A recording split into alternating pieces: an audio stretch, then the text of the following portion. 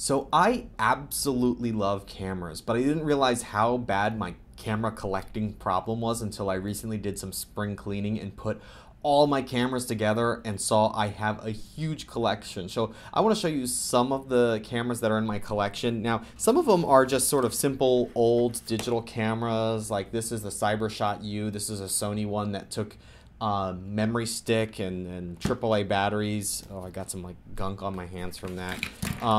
Here was the old Apple iSight. So I have some old webcams. This was FireWire, and actually webcams that are embedded into screens now are so much better than this. This was 640 by 480, and I tried it out recently, and it doesn't look good at all. It looks our webcams we have now just look so much better in terms of not only just resolution, but in terms of just color. Color is a big one. This didn't really reproduce color very well if you compare it to cameras, webcams these days. Little flip minnow. This actually still works pretty well, 720p. I kind of wish they still made these flip video cameras because they're fun to have, and you just throw them in your bag and you have an extra camera when you need it. I'll show you my first 35mm film camera. This is the Rebel G. This is a Canon camera. This is really what got me started with Canon. And I have a good collection of Canon lenses, which I still use today on the 5D Mark II, which is filming me right now. This is just a 35mm film camera. It's no frills, nothing special about it. It just does the job. It has batteries in there just for like metering and settings and the shutter. But other than that, it's pretty simple and basic how it works, which is what I really like about it. Now, I don't just have still cameras. I also have some motion picture cameras that I think are pretty cool. This one is a Sears Super 8mm camera. I tried this out in 2001. It worked great. You can still get 8mm film. There's a company called Pro 8mm. They have a website. You can order film cartridges that can go in here. They'll process it and transfer it to video. And I'm thinking it would be really cool if I could do a video for this channel on 8mm and upload it. Now, I'll have a problem with sound because this doesn't keep the video frame rate steady enough to keep sound in sync, but I'll see what happens. Maybe if I do enough quick cuts or something, it'll work out. I don't know, but I would love to try this out and show you guys if you're interested in seeing how the footage looks. Another motion picture film camera that I have. This one is very, very, very special to me. This one was given to me by my father. This is a 16mm Bolex. He used this in college when he was a film student and gave it to me. I used this when I was in college also, and it worked great. So it's 16mm. There we go. There are the reels. It has 100 foot. These are called daylight spools. This was the supply reel. The film comes off the supply reel, goes through the gate, and goes onto the take-up reel.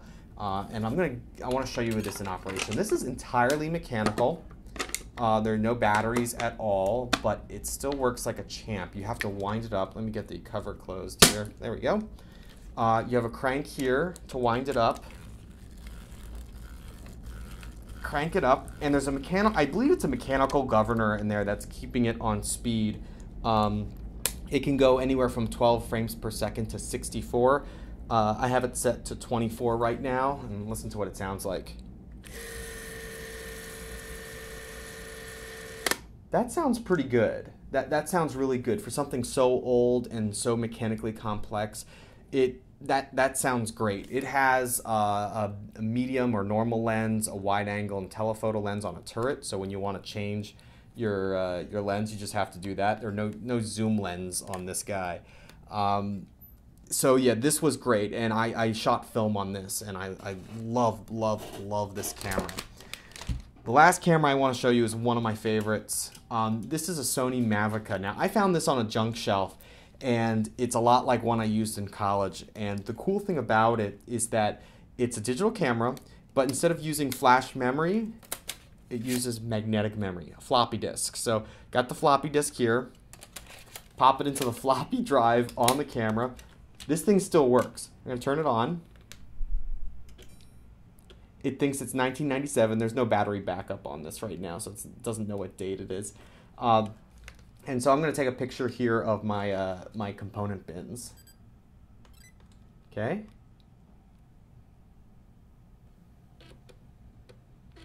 That's it writing to disk.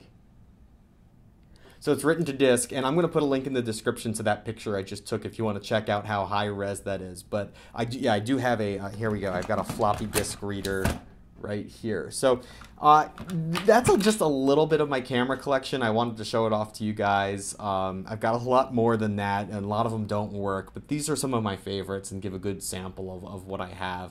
I want to hear if you have got a cool camera collection or if you've got some old cameras that you want to talk about. Let me know. I'd love to talk about it. I'll have another video for you tomorrow. Have a great day. Bye.